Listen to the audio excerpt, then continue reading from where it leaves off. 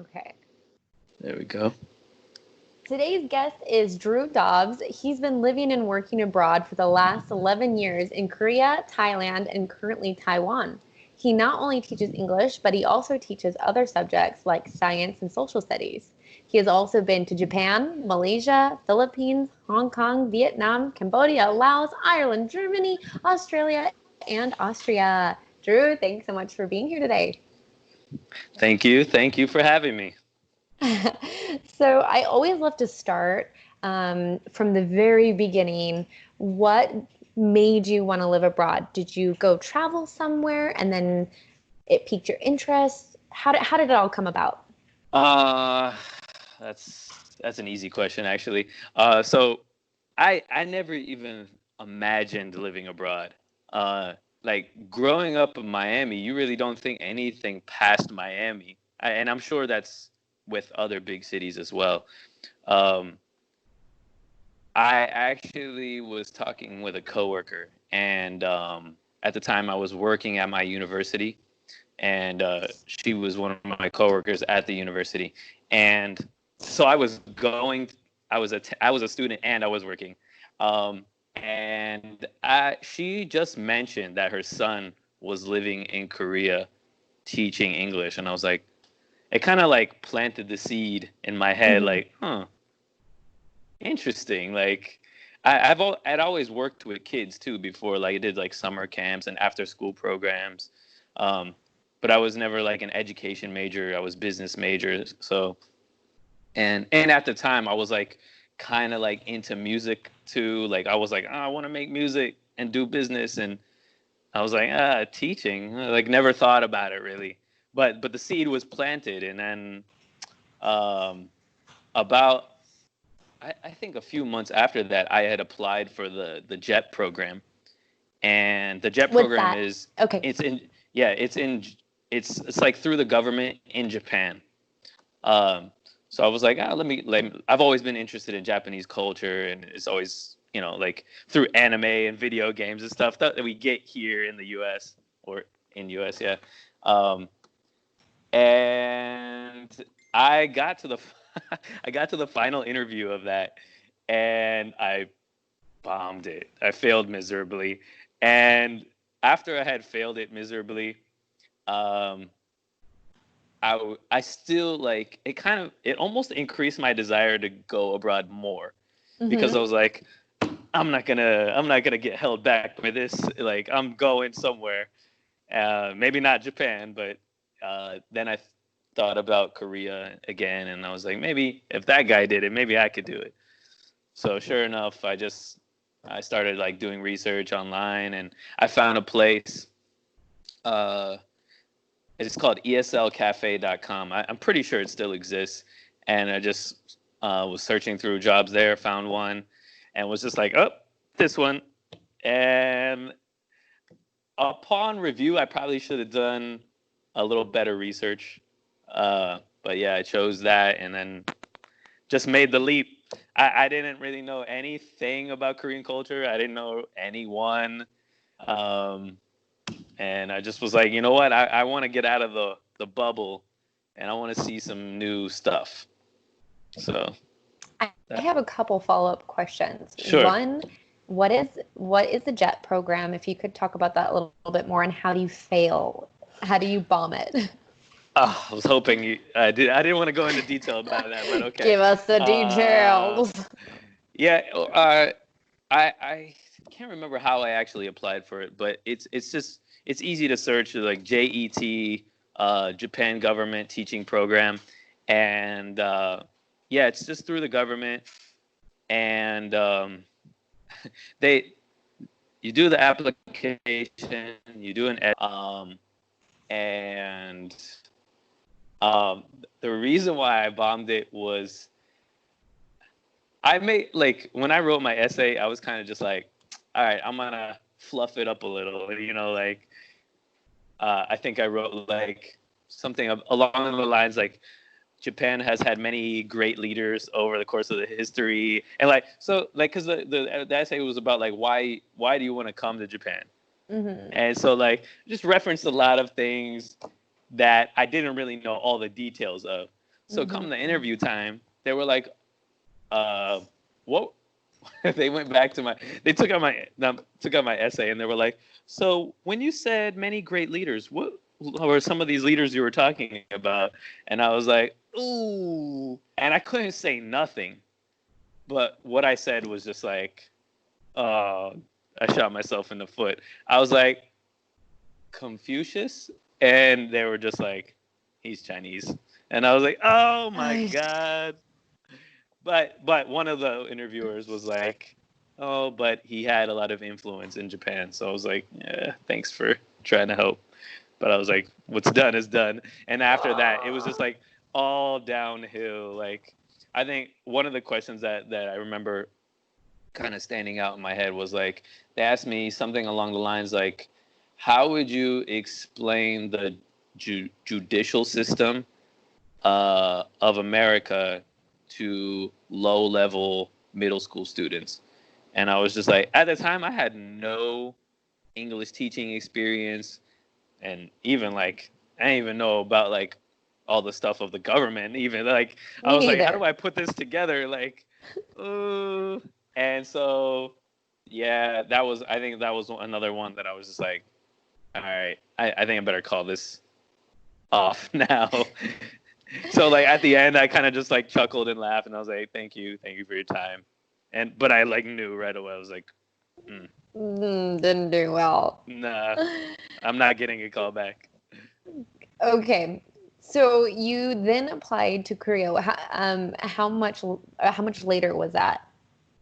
I would say almost immediately, like within a few weeks, because like I think I was so excited to go abroad at that point, because like that process, the JET process of like interview process or the application process took about 9 months. It was like each like it was each thing was like 3 month increments. So like you applied and you wait, if they like your application, they hit you back.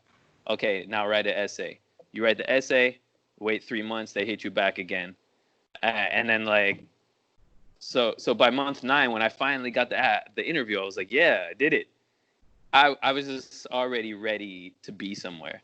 So I was just like, there's no way I'm going to let all that time go to waste. I'm going somewhere.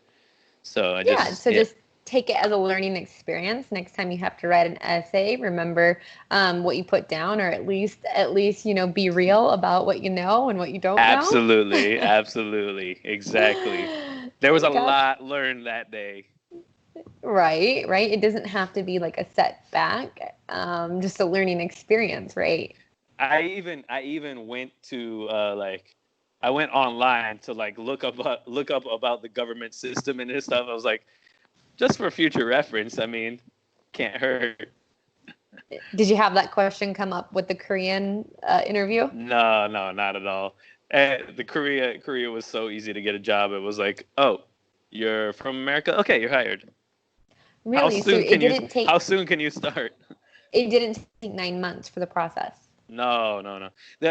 So the only part of the process that takes a bit of time, and it's kind of like on your part, is that you have to gather all your documents. I think one of the most important ones, and kind of not difficult to get, but it's the most time consuming to get, is like you have to apply for a FBI background check. And then once you get the FBI background check and you're clear, you have to get it apostilled in Korea. I don't think I had to do that in Taiwan, but some countries you have to get it like an apostille certification, which is like another certification to let people know like that is legit. Okay.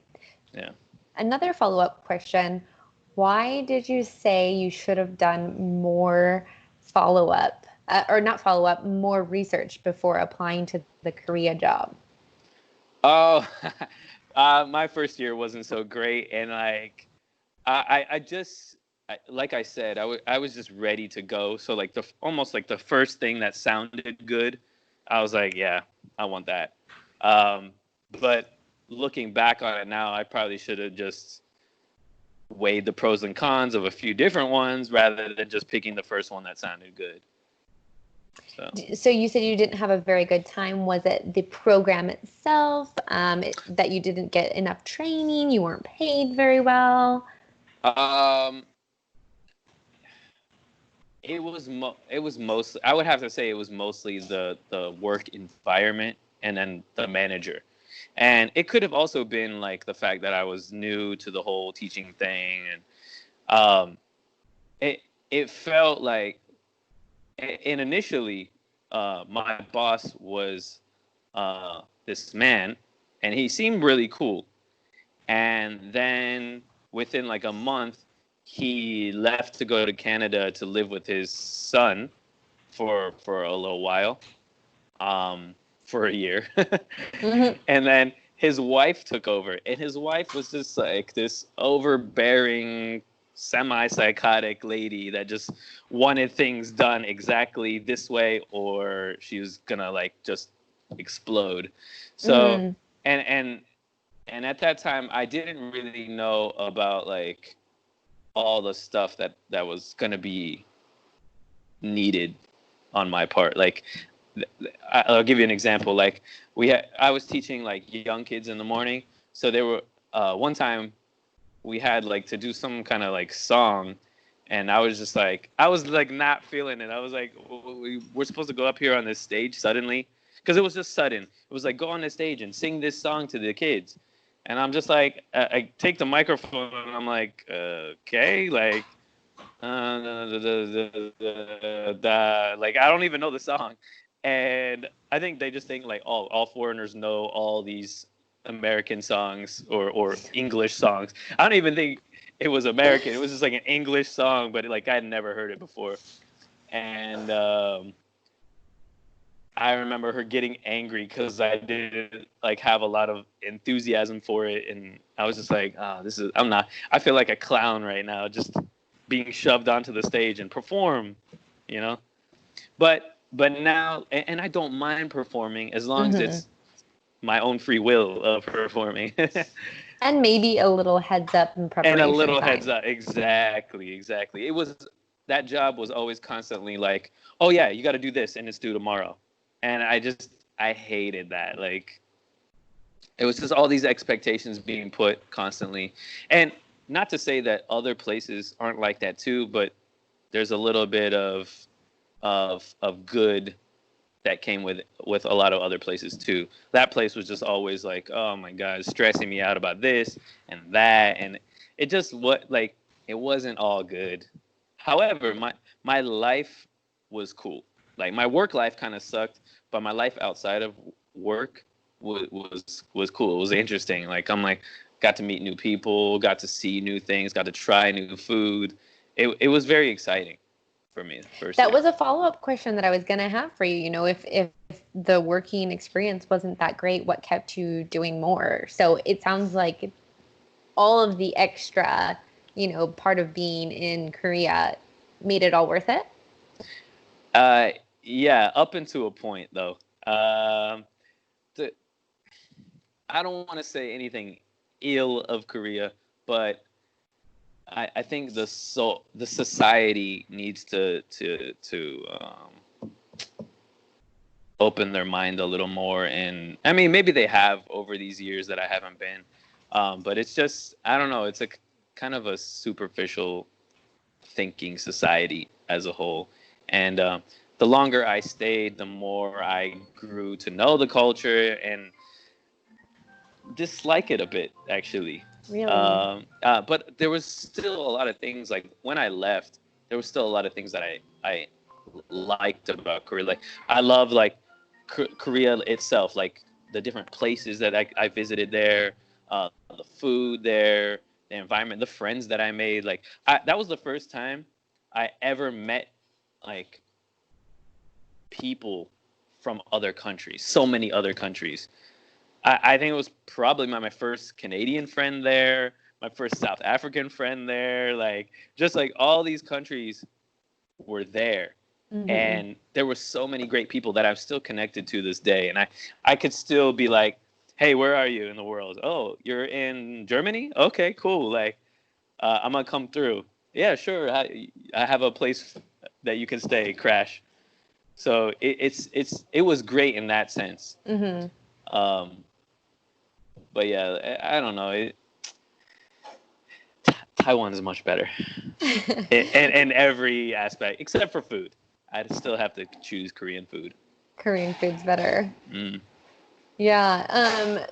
So I want to get to Taiwan. I do have a follow-up question about Korea, which is the superficial that you're talking about. So, I mean, I know that they're really into like beauty and, a lot of them do surgeries and that sort of thing. Do you mean in that sense, like their physical appearance and they care what people think about them a lot in that sort of way? Exactly. And everything is like like a, like wearing a mask. Like nobody is really who they are unless you get them to take the mask off. But even that's really hard. And another thing too, I think that left like a sour taste in my mouth when I left was that there were so I guess almost half, 3 of 6 jobs that I had while I was there. Uh, 2 didn't pay me, like for my last month. So like, Dirty. one went out of business, but I still like I was owed almost like $2,000. Mm-hmm. And then another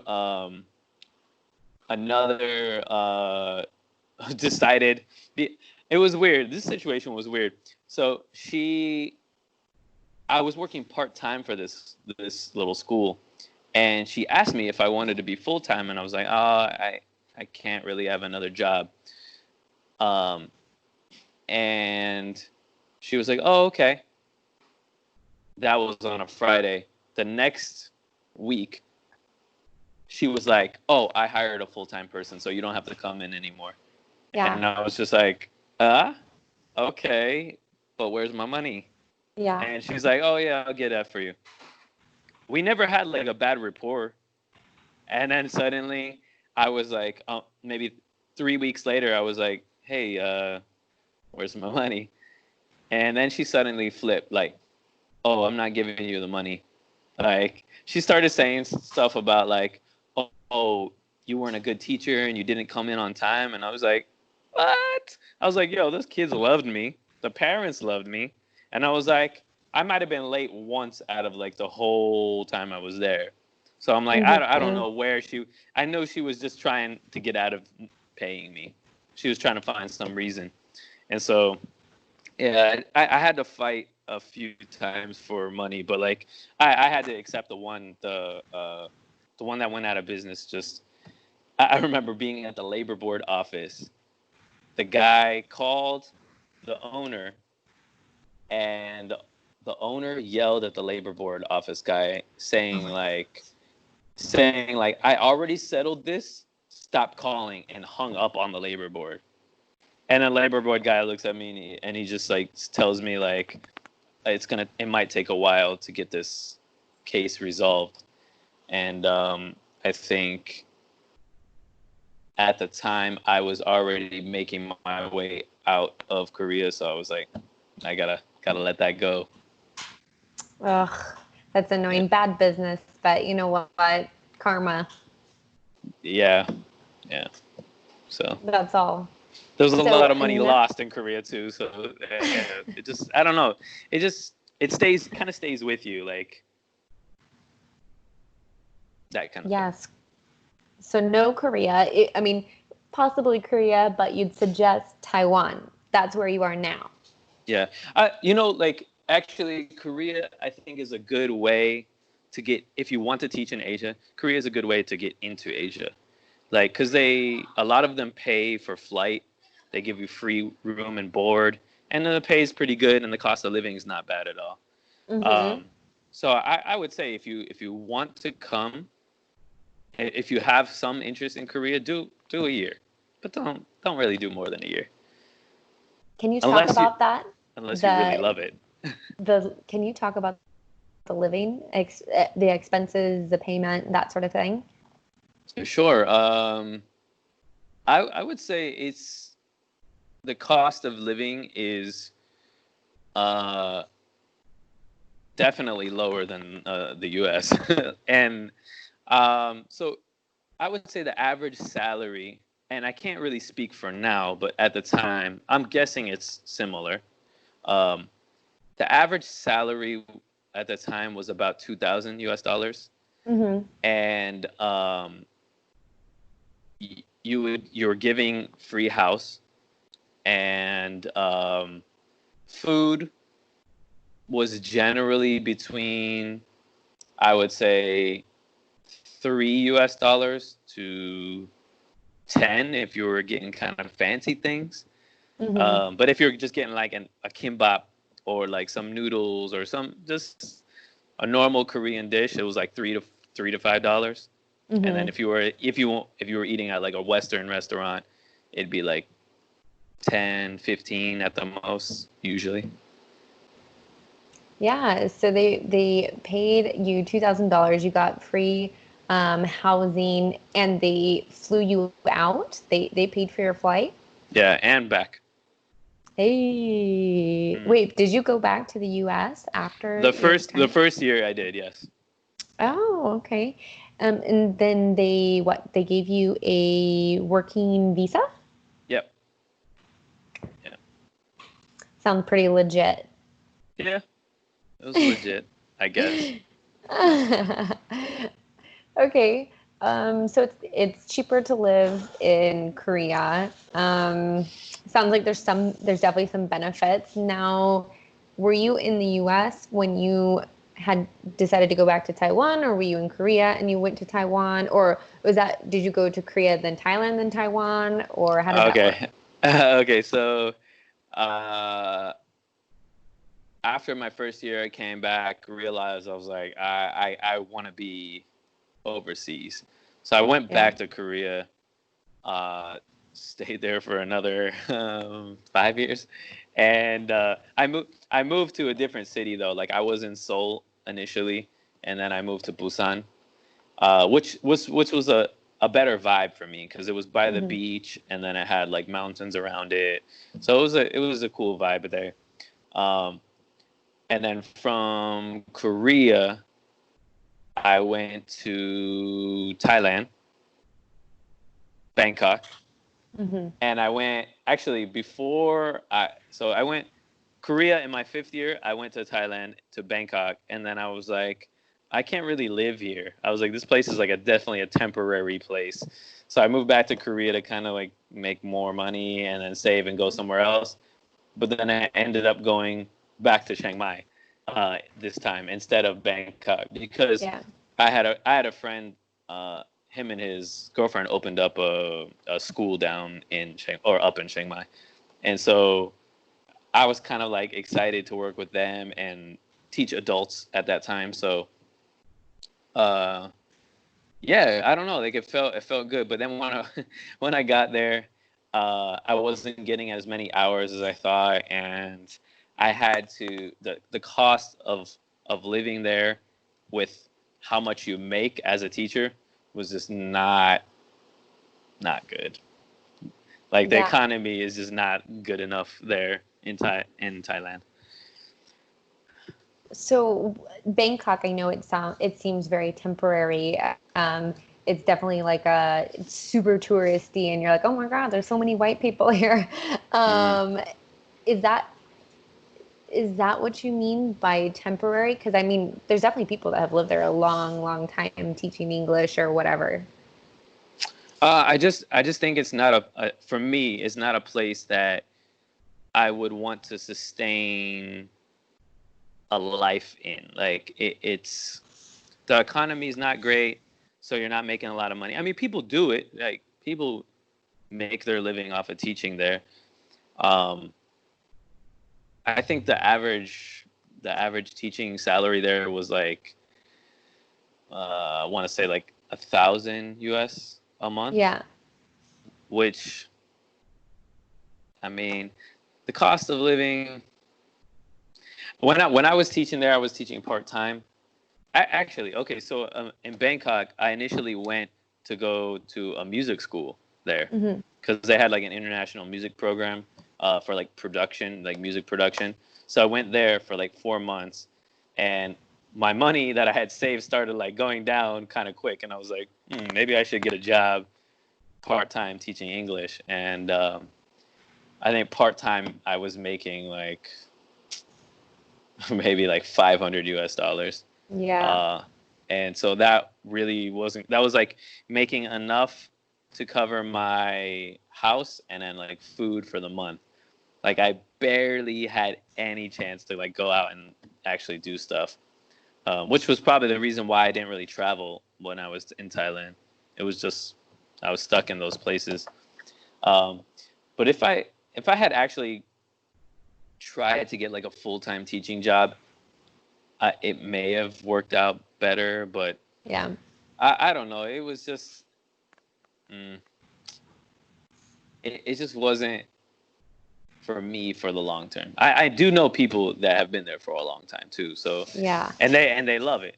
But I don't know. I just feel like I need a more developed country because there's a lot of like foreigner poaching.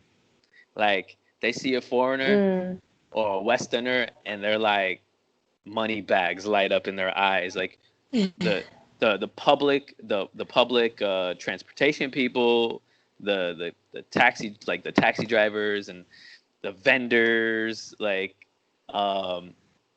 even the government. Oh God, I'll give you an example. I flew into Chiang Mai and I didn't have my my friend's address who I was staying with like handy on me, and my phone had just died, so I was like, I can't even look it up.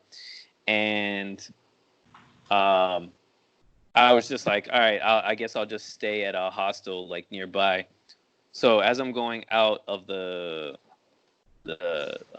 immigration section, the guy was like, oh, you don't have a address here. And I was like, yeah, I'm just gonna go to I was trying to tell him like, oh, I'll just go to the hostel around the corner first, and then I'll be at my friend's house. I mean, it's my fault kind of, but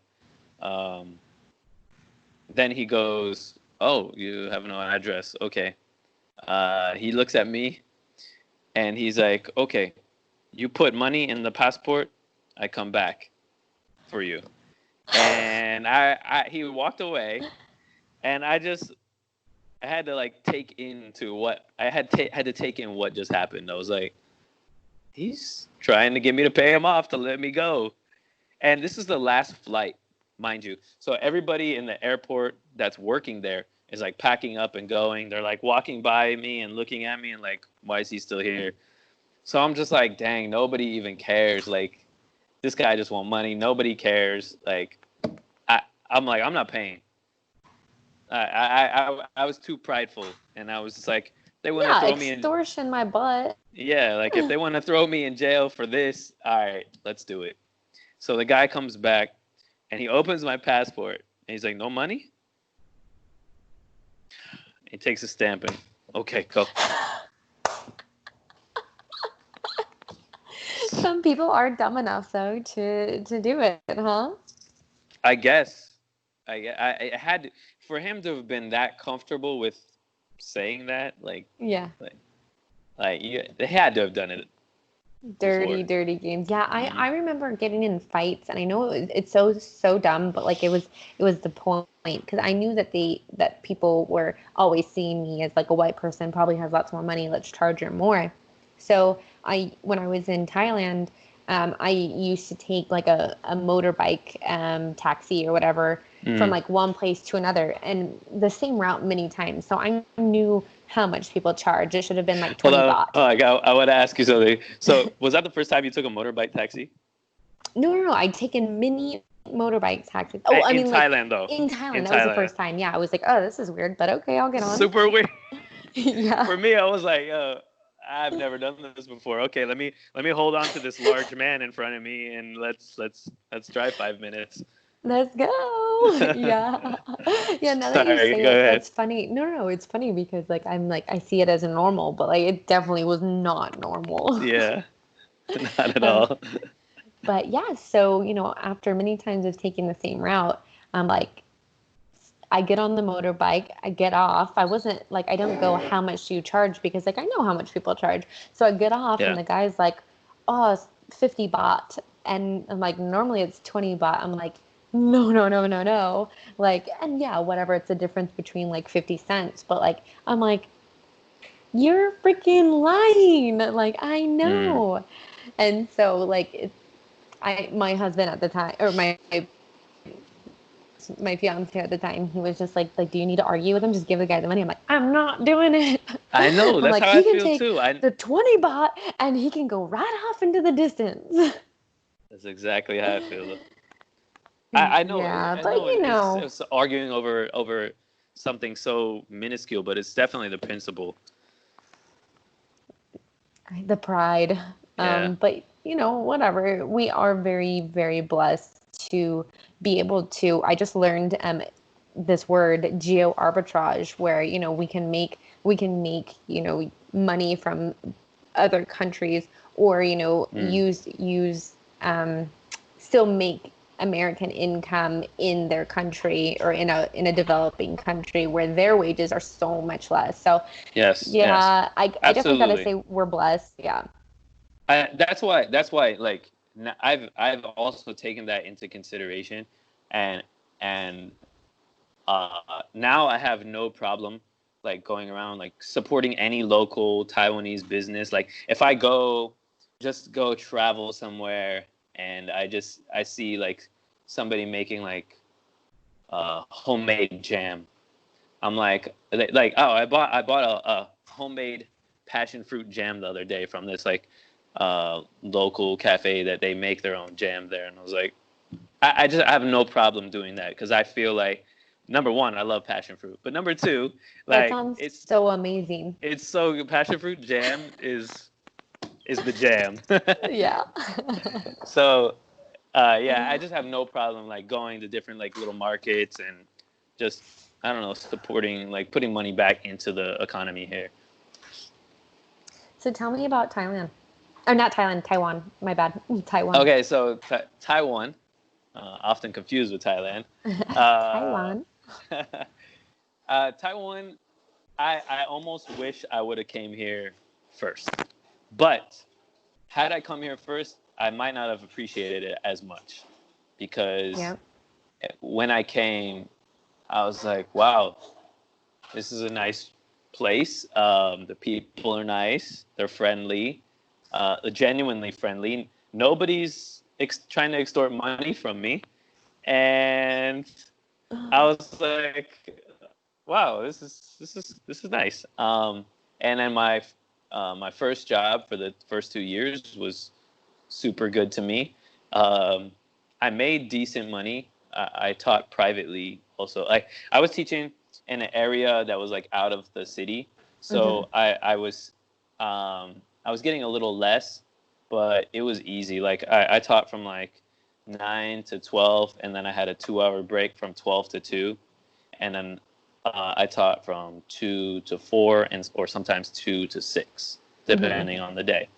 And then sometimes after school, I would teach privately. Like I taught a private soccer class, which was great. Like just teaching kids how to play little kids how to play soccer So for an good. hour. Yeah, it was fun.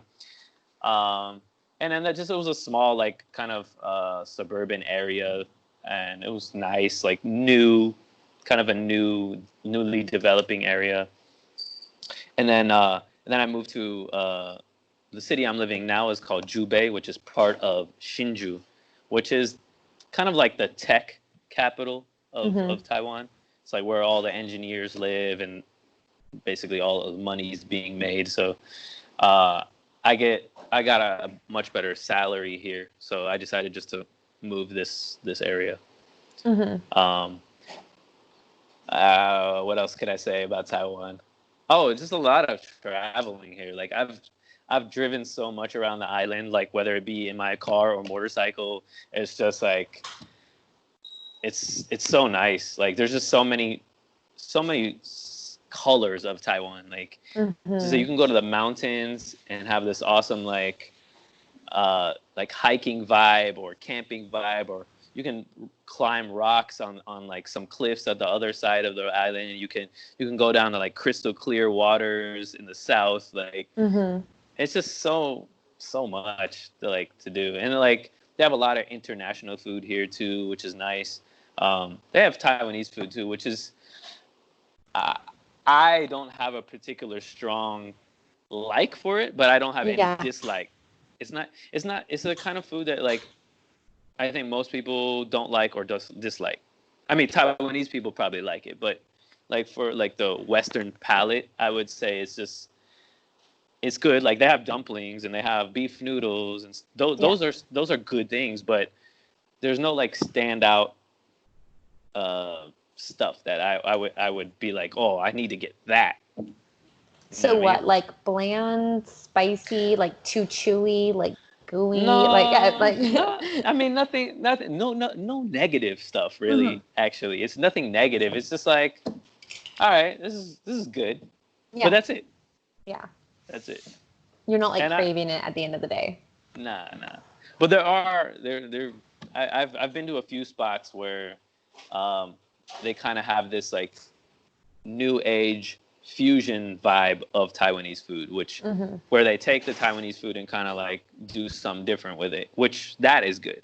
And maybe that's what's missing for me. Like a lot of the food generally tends to be the same. A lot of Taiwanese food tends to be the same.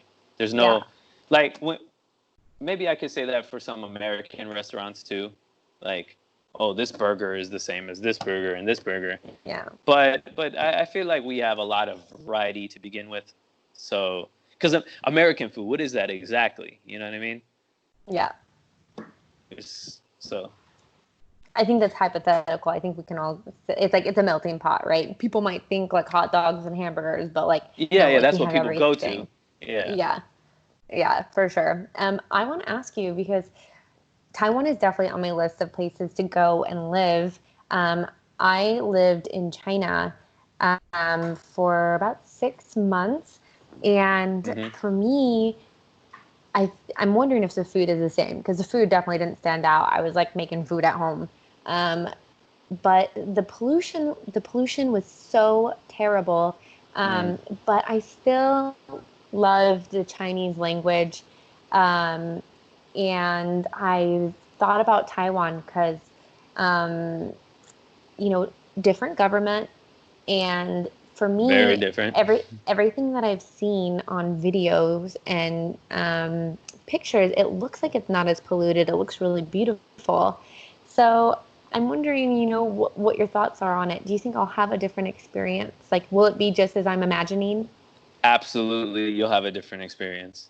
Absolutely. I have never been to China myself, but I can already tell, like, if I moved to China from Taiwan, I would just be like, nah, I want to go back to Taiwan, because it's like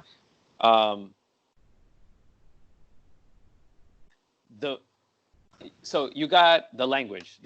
They speak Mandarin in Taiwan, and they speak Taiwanese, but Mandarin, I would say, is more the universal language now. Like Taiwanese has become more of a older generation thing. The younger generation still knows it, but it's like Mandarin is what we're speaking. And to be honest, I've heard Chinese Mandarin and I've heard Taiwanese Mandarin, and I just think Taiwanese Mandarin sounds better. It sounds less nasally and just more clear, I think. And it could be just me. But and they do the traditional form of writing, so it's not simplified like China.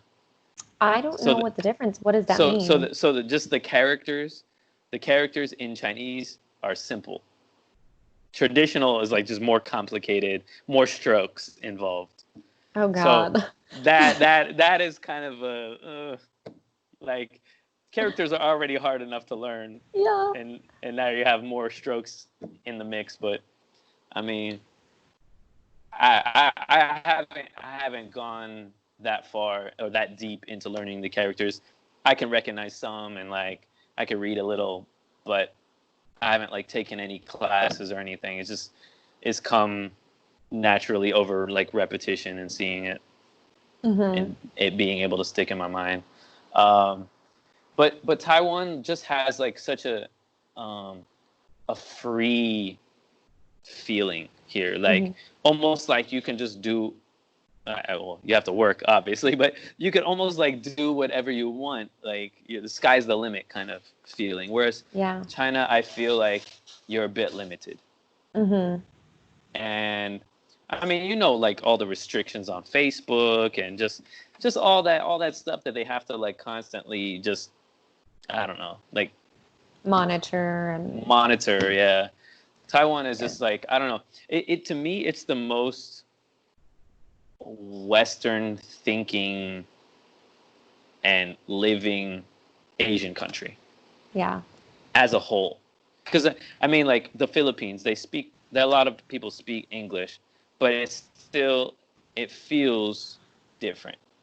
You know what I mean? Yeah. Like Taiwan is more developed, so Taiwan has like all the benefits of a Western country, or no, I shouldn't say Western country, like the U.S. or like a big country like that, big developed country like that.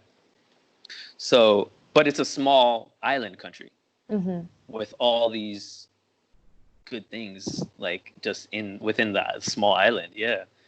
So I don't know. I would recommend it to anybody who wants to live abroad. Like there will be some difficulties to overcome, I think, but it's so minute compared to the experience I think most people will have here. Because the only things I can think of is the biggest would be like language culture barrier. But I feel like Taiwanese are so like easy to talk to, or more open to like culture differences than like some other Asian countries. So like that I think doesn't really play too much into the mix in Taiwan. Like that's not a huge thing. And I mean, the only other thing I could think of would be like if your job isn't all good, you know what I mean? But what job is all good, Yeah, seriously. So you say that people are more open, because I know for me, walking around on the streets in China, our culture is very different. So I'm always like, like super smiley. Like I want to be like hi to people. Like we make eye contact. I'm smiling at you. So people would just be like, yeah, no, you would mean? get that. You would get that. Like, I'll give you an example. I was in Taipei. Probably in my first year, I was in Taipei, and I was at a bus stop, just like I'm like, trying to like figure out where this bus is going, and I'm like, okay, I think I got it. And some Taiwanese guy just walks up to me and he's like, hey, do you need any help? And I was like, no, man, thanks though. And he's like, yeah, no problem. Have a good day. And just like walks away. And I was just like, dang, that's the friendliest. I'm like, whoa. I was so taken back because never had I experienced that in any country that I visited or lived in. Yeah. Like Korea is just like kind of like China, probably just like everybody's doing their own stuff. Thing. Yeah. Yeah, everybody's doing. And this was in Taipei too. So like in Taipei, it's more like a fast pace, like I'm out for myself kind of thing. But they're still friendly. There's still a lot of friendlies, and like when you take into account like all like they have like all like Aboriginals, Taiwanese that like live around the mountains and stuff. I've had amazing experiences with those people. Like, I took a motorcycle trip in my second year, and I rented a motorcycle, drove it through the mountains, ran out of gas at night, and my bike slowly drifted into this little township in the middle of the mountains. And there were these middle school age kids playing basketball, and they all looked at me, and I looked at them, and I was like, how do I do this? Like, I was like, and they saw me like kind of struggling to like communicate. So they pushed this one girl, and I guess maybe she was the one who spoke English and that nobody else did. So she came over to me. She was so cute. She was like, "Do you need help?" And I was like, "Oh my gosh." I explained to her. I was like, "I have no gas," and she's like, "Oh, okay, wait." And she gets on the phone, calls like maybe her uncle or something. Guy in 5 minutes comes down with a big thing of gas. Wow. And I was like, hold on, let me. I took out of the I had like $15 in my pocket. And I was like, please take it. And they were like, no, go, please. Yeah. Enjoy Taiwan. And I was like, like that always sticks out in my mind. Like, and then actually that same trip, an hour later, I get to the gas station. I got enough gas to get to the gas station, but it was closed. And so I was like, I gotta wait till morning till it opens at 6:30. And so I'm in the there's like a Family Mart, which is like a convenience store, like 7. And I got an energy drink and I sat down at the table there and I was like, oh man, I got like 6 hours to go. Like, what am I gonna do in this time? And one of the employees there came over to me, spoke like perfect English. He was like, "Hey, do you need a place to stay for tonight?" And I was like, "Yes." I was like, "Is there a place here?" And he's like, "Yeah. Wait." And he like, some lady had just came in, and he was like, "Oh, Xiaotie," and he's like, "Come here." And the lady comes over and he's like explains that I wanted a room, and she was like, yeah. She owns like I want to say like a B&B over there, like across the street. And so she was like, yeah, it was like, I think it was about $18 for the night. And I was like, yeah, sure, whatever. I don't, at that point, I didn't care. I was like, I'll pay whatever. And I go stay the night. I wake up in the morning and the lady was like, oh, I'm in this room. Come find me before you check out. And so like, I go in there to like give her the money. And she was like, no. It's okay. Please enjoy Taiwan. And I was like, my God, like how many people, why nobody wants to take my money? Like everybody's being super nice. And actually, I almost want to say it was like the universe trying to pay me back because I had lost so much time running out of gas that I missed my actual first spot that I was supposed to stop in. Like I had a hotel booked and I couldn't cancel it. I couldn't do anything. So like I lost like $30 that time. But then like, yeah, all that good stuff happened. And I was like, whoa, thank you, universe. You're looking out. Yeah. Wow. How amazing is that? I love those kinds of experience. And you just like feel like so high spirited and your heart fills up and you're just like, wow, this is so amazing. I was so touched. And like, I still like, I want to go back and like go that route again and visit those people. Like to just be like, yeah, remember when you saved me? I want to like do something for you.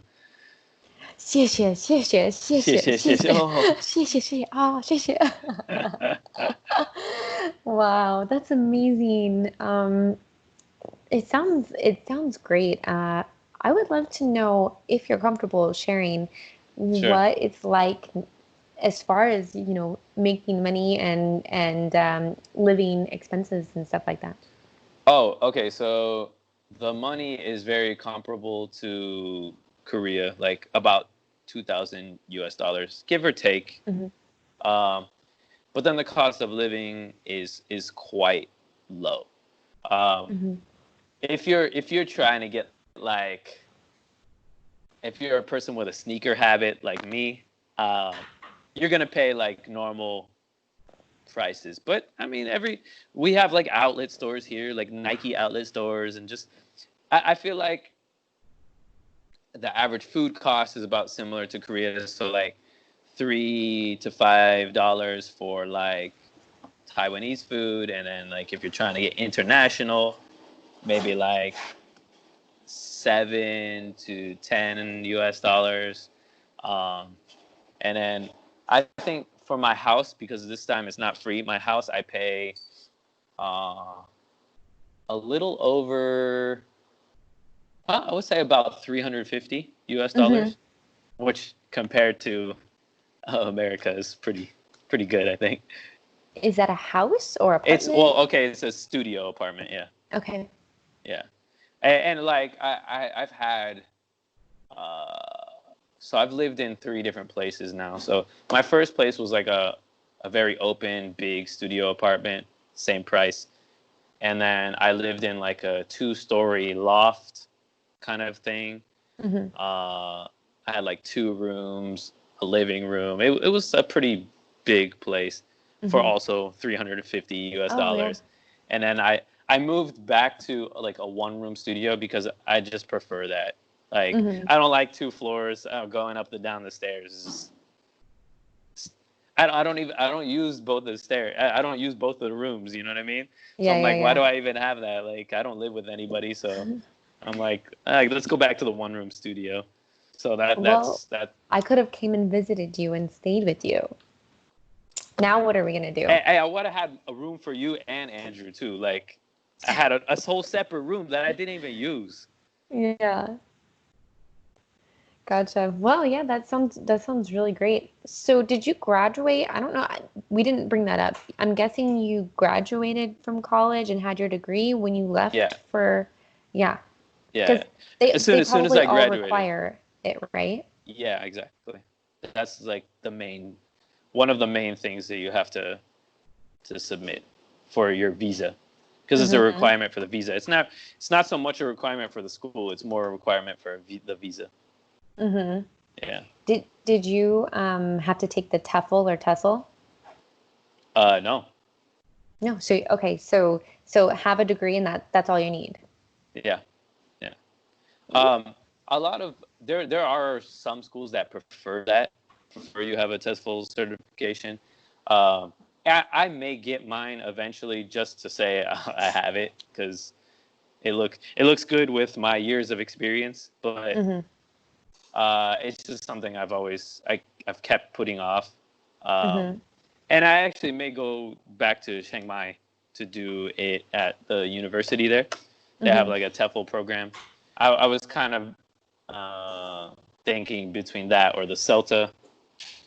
CELTA obviously is a more prestigious, from Cambridge. I never even heard of CELTA. Oh, really? Yeah, it's like the Cambridge Education, Learning, Teaching, something. I don't know. Yeah, but it's one of those like good certificates to have.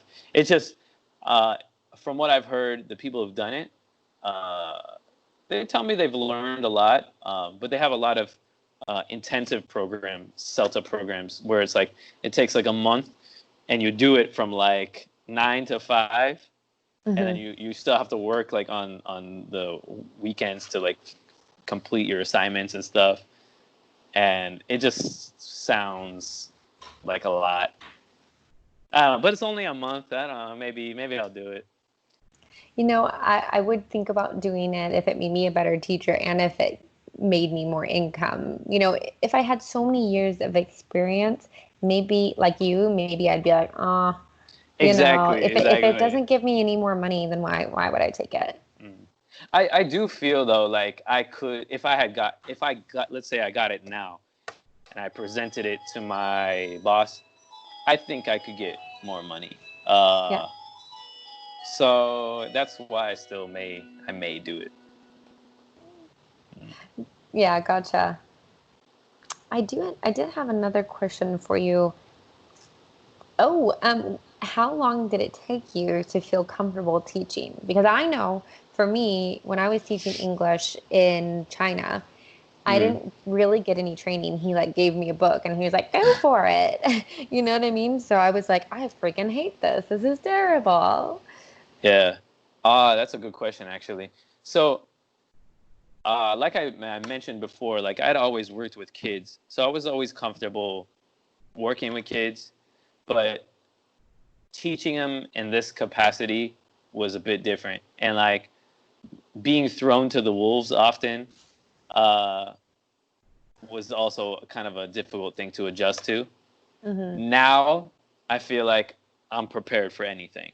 Yeah. Like if somebody came into the room right now and was like, yo, can you teach this class, this science class to these first graders that just got here? And I'd be like, oh, okay, yeah, I could do it.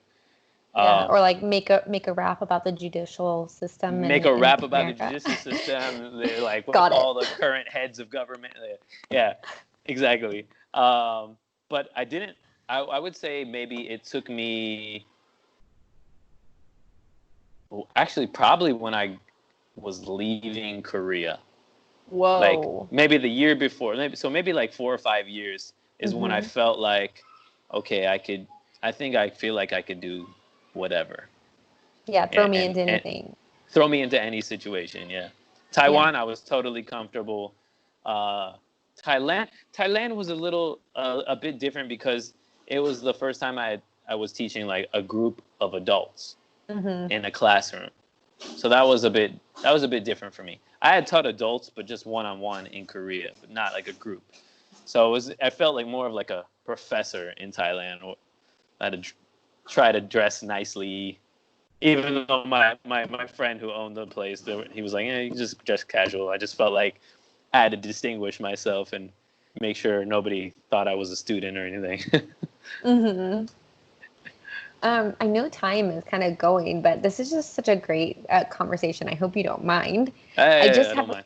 Okay, I just have a couple more questions for you. Sure. Um, Sorry if I'm rambling too. I just no, cut me off when you when you're you want me not. to. You're not. This is just 100% gold. Amazing. I'm enjoying All this right. conversation Good, more good, than you good. can imagine. All right.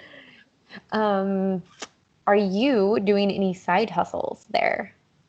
Okay. So yes, and I want to say like a lot of people are doing that. Uh-huh. Um, in Korea, actually is when I started doing more music stuff, and so I actually performed at a few like Korean clubs out there. Uh-huh. I mean, I didn't really make much money, but it was so fun to just be able to get my music out there and see the expressions and faces like actually into the stuff. And I'm like, oh, this is a good feeling. I never did it in Thailand because I think I had just limited time there and not many resources. Um, in Taiwan now, I would say I'm doing it more as a kind of behind the scenes, like doing more production and networking Mm-hmm. at the moment. Um, and I'm also I'm thinking like of other things that like I'd like to do because I've thought about doing like a YouTube channel, kind of like a travel, food, music kind of thing, like a blend. Mm-hmm. Because I think people like would be interested in the things I do and the things I see. So I'd Mm-hmm. like the world to also like experience some things with me. Um, so I've just I don't know, like I always feel like there's a lot of people that have their side things that they're either trying to do or putting it into the works or have done even. I met Mm-hmm. this this Dutch lady the other day when I went down south, and she she was here for maybe like 5 years, Mm-hmm. and she married a Taiwanese guy, and then she just opened up her own little Dutch cafe, like Dutch dessert cafe, and it's amazing. Like it's got like little Dutch pancakes and great coffee, and Mm-hmm. she could speak fluent Chinese. So So cool. yeah, it's really awesome. Like to see some of the people who have done stuff like open their own restaurant. I would say a lot of it is opening their own like food or like restaurant or cafe. Um, Mm-hmm. but I mean, there's still a lot of other people who do stuff. Like I can think of one or two other guys at my school right now. Like one guy, he's doing he's making music, and then another guy's he bought a food truck. Mm-hmm. And I hope he does it eventually, but he hasn't started yet. But it's supposed to be like a donut food truck. So donuts and coffee in the food truck is the plan. So yeah, I don't know. Like, there's a lot of people with different things, and like if you learn the language, and if for Taiwan specifically, there is a 5-year mark. If you hit the 5-year mark, you can get your APRC, which is like a forever visa. Mm-hmm. Whoa. So it's like you're a citizen now, basically. Mm-hmm. And like once you get that, like a lot of other opportunities open. And if you learn the language, I mean, you could probably work other places too. Like I know another guy. He's from Honduras, and he started working at my motorcycle shop where I go to get fixed. And so it's awesome to have like a guy who can speak perfect English and like tell me the exact problems and how to fix it. And like, cause sometimes like those technical terms are like really hard to learn in Chinese. Yeah. And so like you go to like bank or like any automotive repair shop, there's going to be terms where you're like, oh, I have no idea what you're talking about. Yeah, So, you're like, 可以, okay, all right, sure. How? Yeah, but like, okay. what am I saying how to again? Yeah, let you me call just my signed friend your real quick. liver away. Yeah. Oh, speaking of that, so this was another thing that like I think many people they don't appreciate until like they have to use it, is the health insurance here. Mm-hmm. So I had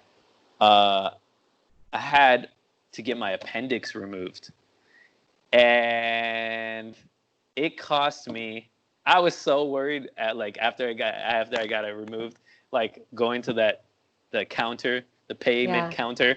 I was like, God, oh my gosh, how much is it gonna be? It ended up being a little less than $100. Crazy, dude. Seriously. Yeah, I remember my sister got sick in China, and every time we visited, it was so cheap. I was like, oh my God, like how is it possible? That's just amazing. Blows my mind, and just makes you think, how much we overpay in the United States for sure. And you know what? I almost feel like I was making a bit more in America, but not really. Because then I'm thinking like all the expenses that I had and stuff that I would buy would just go faster. Yeah. Even though you make a bit less here, it's like it goes longer away. Like it's easier to save. Like you can still do like I never really traveled back home. I never really like got to see stuff around the US. But like here it's like I can pick a weekend where I want to just go and see this area of the island and just check it out, for a couple of days.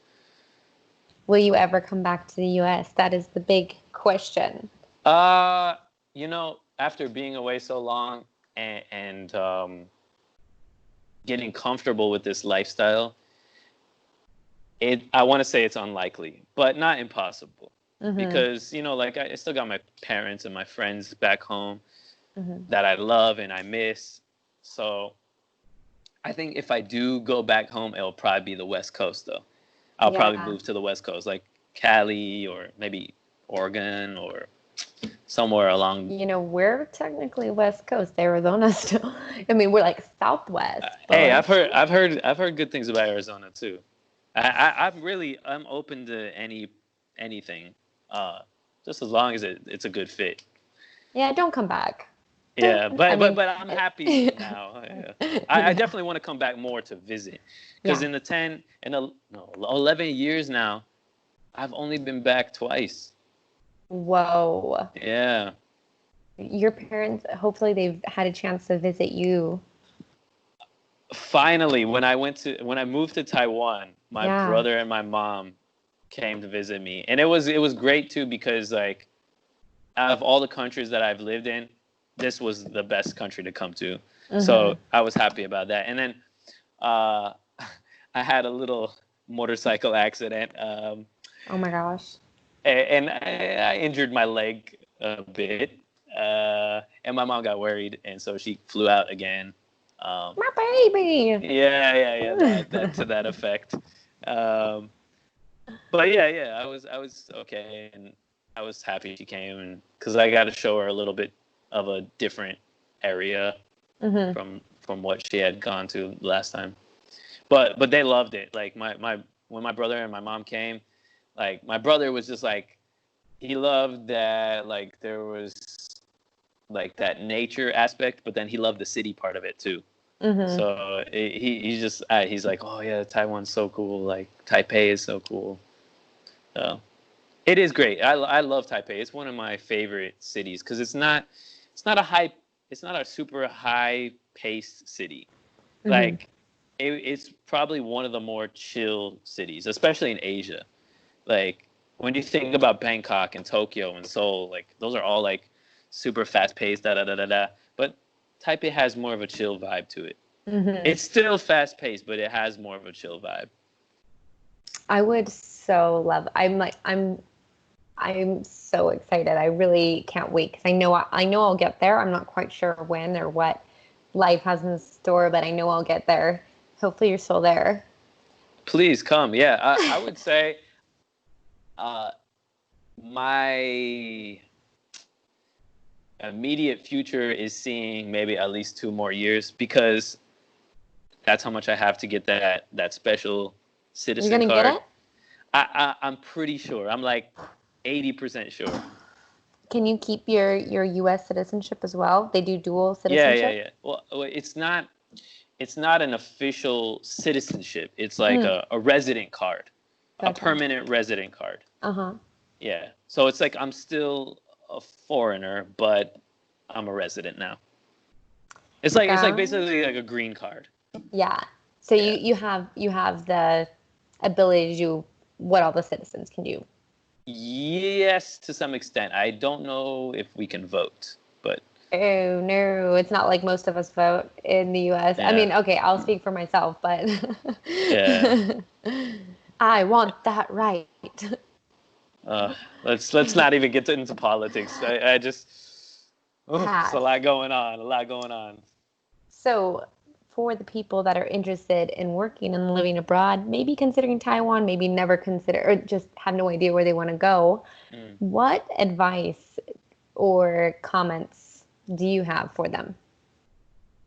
Have an open mind. That's like the number one thing, because I see a lot of people coming here, or not here, but like just over to the east, and people are like, "Where's the cheese? Where's like, you know what I mean? Like there's so many things that like Asia is got, but you got to know where to look. You got to know, like after some time in certain places, you can find what you're looking for. Yeah. No matter how niche it is, like you can find it somehow. You'll make the connections eventually, or you'll find the place where you can find it. But like just having an open mind is like, I think, the biggest thing, because it'll make your life easier. And once you're more open, you're accepting everything, things just flow better. Yeah. You know, if you wanted the same experience that you were having where you were, then why would you go somewhere else, right? Yeah. This is people. I don't know. Like, I think people expect the same amenities. Yeah. No, I think you got it. Yeah, amenities. They're expecting a manatee. Yeah, they're expecting the same stuff as their country provides, and like when they come here and they don't see it, they're just like, oh, like Taiwan or Korea, why don't you have this? But like it also goes for the work environment too, because the work environment's going to be different from your work environment back home. So you just gotta be open to doing things a little bit differently. You can still kind of maintain your own belief and keep your own way to some extent, but be able to compromise. So I would say that's one of the biggest things. I mean, if I could think of anything else, I mean, bring as much packaged foreign food from your country as you can, because you might not find it here. And, Yeah, I know. We were definitely like when people came to visit us in China and Thailand, my mom would like send us like peanut butter and cereal, and I think she sent chips. Like, yeah. yeah, things kind of like that. Care packages are great. There's actually a website called iHerb. Have you heard of that? It's a website based in California, but they ship everywhere in the world, and they got like, it's like a health food spot, but like you can get like good peanut butter for like cheaper than in any of these countries, like chips, just all kinds of stuff, like a lot of grocery products, vitamins, stuff that you can't really easily find, or if you can find it, it's like double the price. Yeah. So that's been a savior for me. Like whenever I want a fix of like something Western, which I probably have like every month, I go to that website and just order from there. Occasionally there are times when I'm like, yo, I want some Lucky Charms, or I want some Pop-Tarts, which in that case I have to like call up mom or call up my brother and be like, hey, please send me over some Twinkies. Right. Christmas is in 5 months. Just send it early. Or send it early, exactly. That's great. Well, I think we covered a lot of things. If somebody had more questions, is there any, or if they wanted to follow your journey, is there anywhere that they could reach you or they can see what you're doing? You can follow my Instagram, Drew_Dobbs, DOBZ, and you can find me on the same name on Facebook. I don't know if I post as much on Facebook nowadays. I would say Instagram is the most, where I'll post a lot of pictures and stuff I'm doing, stuff I do in class with my students sometimes, trips that I take. I think one of the more popular videos I have is one of my students. He danced this Michael Jackson song. Yeah, did you see saw that? Yeah, it was so cute. He's just like, he had the shoulder. The shoulder was just like, oh my! And he was into it. I'm cracking up. I'm really trying to hold the camera steady, but I almost couldn't do it. I'm so in love with that kid. Like I wanted to steal him. Yeah, he's a funny kid. But yeah, Instagram would be the best. If they want to maybe ask me some more lengthy questions, I guess they could DM me or just hit me up on my email, drewdobbs@gmail.com. No underscore or anything. Make it easy. Fantastic. Well, thank you so much. It has been over an hour, and it was just wonderful. No, I wasn't going to stop it early. It was amazing for me. So I really appreciate you spending this time chit-chatting. And yeah, no problem. It was my pleasure. I enjoyed it too. I might have some follow-up questions for you. Sure. I'm definitely going to find you on Instagram. All right. Good. But for now, we can say bye or 再见. Yep. 再见.